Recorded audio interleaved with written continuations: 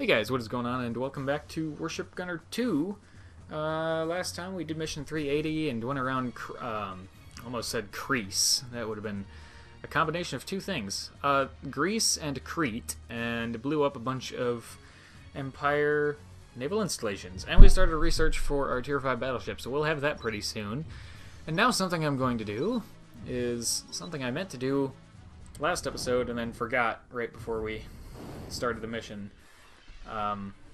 But it's fine. We can fix it. So we're going to remove these.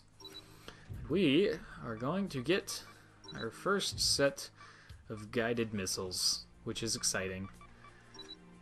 Our first set of guided missiles that we're actually going to use is what I mean. Let's see. Let's put one there. And let's put one there. And let's put one there. And right there. And let's put one back over there. And make it symmetrical like so. There we go. Now we have guided anti-sub missiles, which is a huge, huge, huge upgrade from the other, the new anti-sub rockets that were unguided and short range. So now what I want to do is I want to readjust these AA guns a little bit. And just see how many more we can fit on, if many more at all. I think we already got one more pair of high angles and stuff, so that's good. So we want to do that and do this. Nope, nope, nope. And this and that and this, and yeah, you know what? We'll call that good. There we go. We have new anti-sub weapons and more AA guns. What more could we really ask for? Let's check out our aircraft just to make sure I do have a plane. Okay. Not forgetting anything. I did forget to do an auto upgrade, though. I'm going to do that. I might have some new systems, and I definitely have more barrels for my machine guns, unless I already upgraded that. I did not. I still have the 2 barrels, so this will be a good use of our upgrade. Wait, wrong button. There we go. It did not upgrade the machine guns by themselves. It did upgrade my main guns, though, which is nice, I guess. I mean, I wasn't really looking for that, but I guess that helps. So now we have 20-inch guns, which is cool. Let's see. I do need to manually replace the machine guns, but I don't have to replace them on the deck. All I have to do is reselect them like this, say 4 barrels, and bam, and we lost 0.1 knots. But I think we'll be okay. Cool, so we inadvertently got bigger main guns, as well as adding more barrels to our machine guns. Cool. And excellent clipping on those VLS rockets. Good job. Anyways, let's go ahead and start mission 396, which is annihilate. Oh yeah. I just remembered the briefing from last time. That's right. I know this mission. This mission might be one of those few that has a weird hidden secondary objective that you have to do something very, very specific to get it to show up, but I'm not going to try that here because we're not going for an S rank, so I don't really need to do it.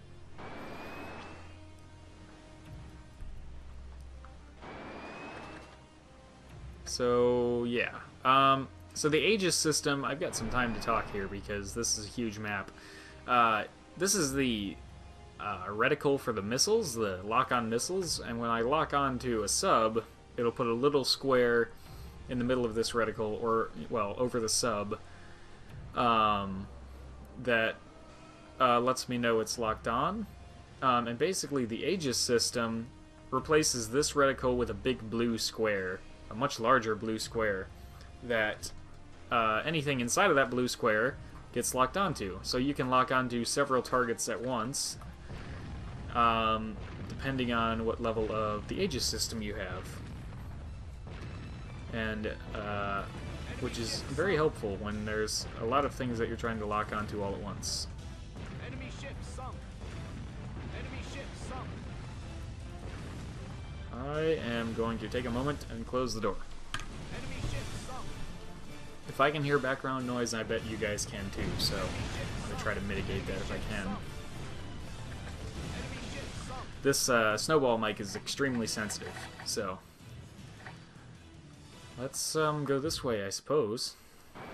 We'll head in a this-early direction so that we can try to... Hey, you know what? No, I've changed my mind. We're going to go straight for this island up here. Or is it a land? No, it's an island. I was going to say, is that part of a continent? But no, it's an island.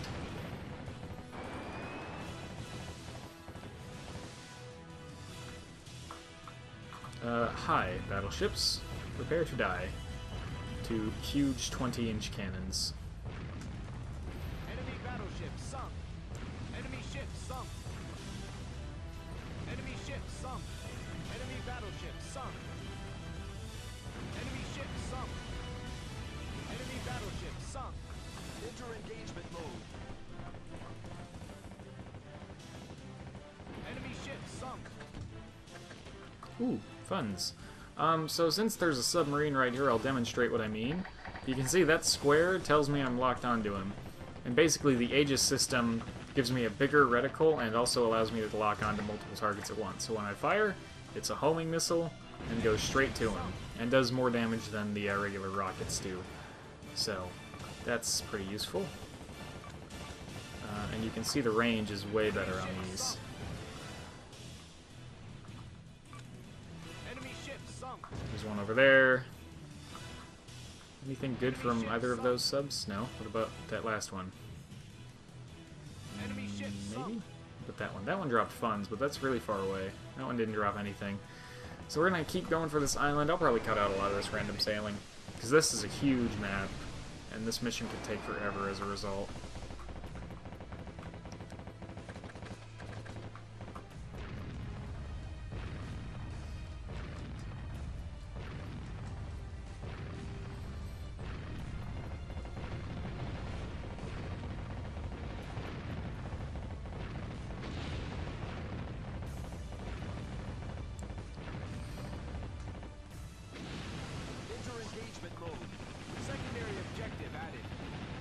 So I found one of those weird secondary objectives. I think there's another one some other point here, but the objective for destroying the enemy airbase won't show up unless you actually come up here to this island.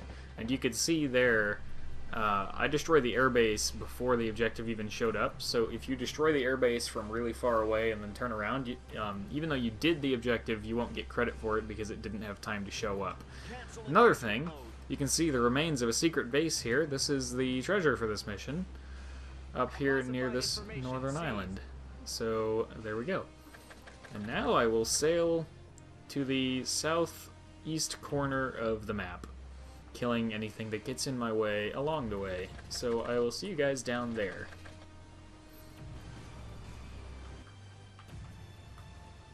Alright, now finally in range of these southern installations here, southeastern installations that is. We're gonna blow all this stuff up and then follow the shore westwards. And I think I just got another secondary objective. Yeah, again, secondary objective, that one for destroying the artillery batteries. If you don't sail down to this part of the map, you won't get credit for that secondary objective, even if you do it. So, some of them are a little wonky like that. Cancel engagement mode. Looks like our plane was successful in sinking one of the submarines, which is nice.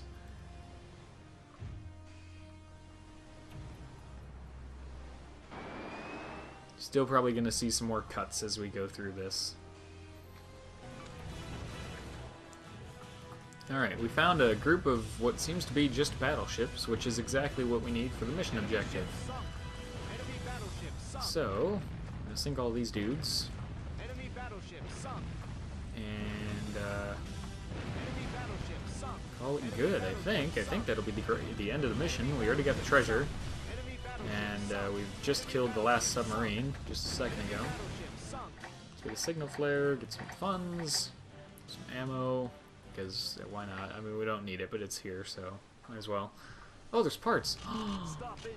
Reverse engine. Parts crate! Stop engine. Get the parts Full crate. speed ahead. I need that.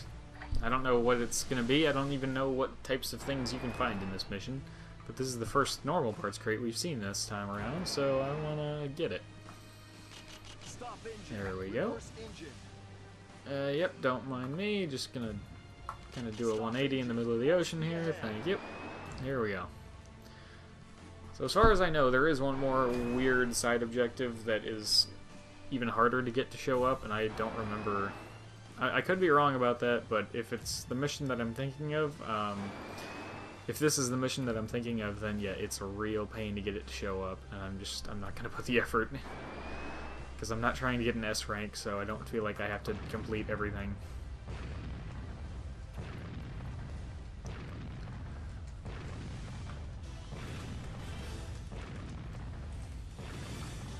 Enemy ship sunk. Enemy battleship sunk. Let's get some broadsides, because those are way better for us. Light damage. Enemy ship sunk. Enemy battleship sunk. Is that the mission? That's the mission. We're gonna Enemy ship not leave immediately, though. I want to finish killing stuff and get that other parts crate that is over there. Because that would only be the second parts crate that we've seen this whole mission. engagement mode. Cancel engagement mode. Enemy ship sunk. I think I saw a funds crate here, too. Well, maybe not. Well, I didn't before, but there is one there now. So, yeah, there we go. We're done. That mission takes forever just because of how big the map is. But that happens pretty often in this game.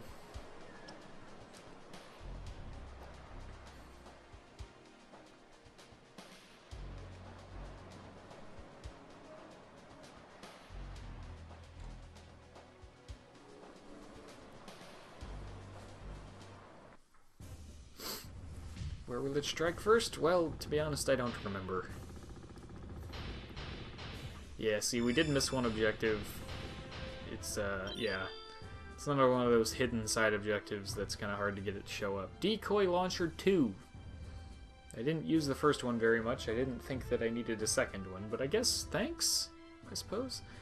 We got a blueprint. That's awesome. That's probably from the first parts crate that I picked up, so that was worth going back.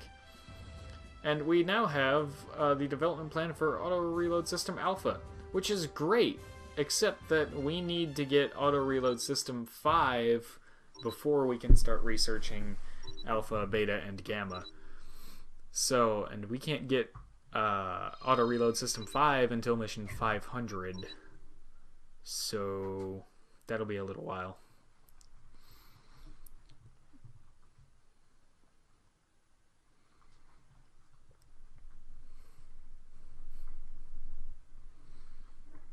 No, another one, straight into the briefing. Cool.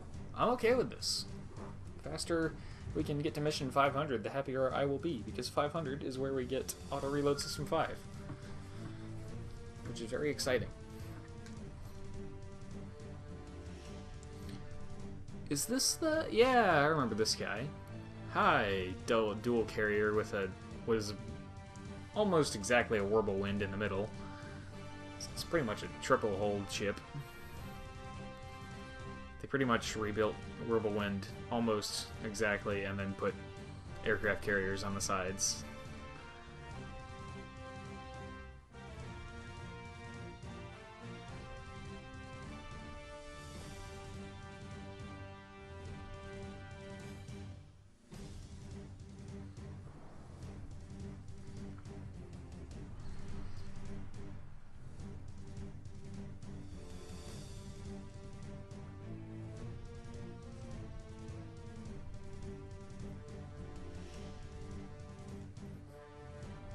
One more good example of the scaling is really messed up in this game. You can see the docks on this map of, well, this area. I forget the exact name of the area. I think it's, is it the Red Sea? It might be the Red Sea.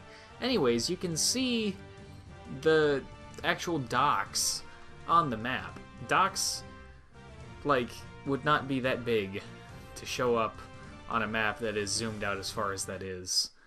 And you know, you might say, well, maybe the docks are just huge, but they're not, because when you get up next to them with your own ship, they're actually about the right size as far as being, you know, scaled to the size of your ship, but they're definitely not the right size when it comes to being, you know, relative to the landmass that they're sitting on.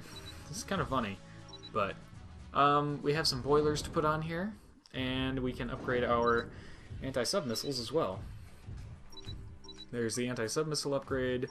There's the boiler upgrade. We didn't get much faster, but oh well. Okay, that's that. And let's take a look at some R&D.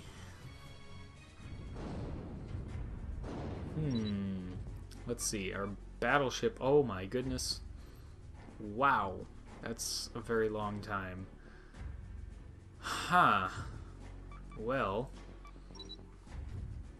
I won't have anything in this category to get for a while.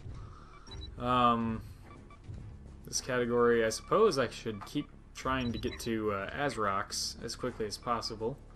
That way I can have more than just one. I'm curious, how expensive is a Tier 6 battleship? Or how expensive is the tier itself? 360,000. Oh, goody. And then you have battle carriers over here, which I'm not really worried about. Here's the problem with a battle carrier, or at least with most of the battle carriers. You get half of the good parts of a battleship and less than half of the good parts of a carrier. So there's not much of a point. Now there's a couple of these that are actually pretty good, as far as the design goes. Not these. Most of these you can see it's just the front half is a battleship, the back half is a carrier, which is not very good. This is the one I was thinking of. This is probably one of the better ones because it still allows you to go broadside. So you can put a carrier bridge on the middle section, just like a normal aircraft carrier, and then you're not wasting deck space on the front or back, so that you can still have probably 4, maybe if you tried 5 big cannons there, and still get a lot of firepower, almost equivalent to that of a normal battleship. And then you also have 8 aircraft, which is about half as much as, you know, a mid-tier carrier. So not a ton of aircraft, but, you know, if you're using it like a regular battleship, that's actually a lot of aircraft. And you're not limited to scout aircraft with, or to water planes, I mean, with this hull. So that's probably one of the better ones, just based on design alone. Everything else is pretty hard to use because they all have that half and half kind of combination, which is a little weird to get used to. But anyways, I think I'm going to leave this episode here. So thank you guys for watching, and I will see you all in the next episode of Warship Gunner 2. So I'll see you then.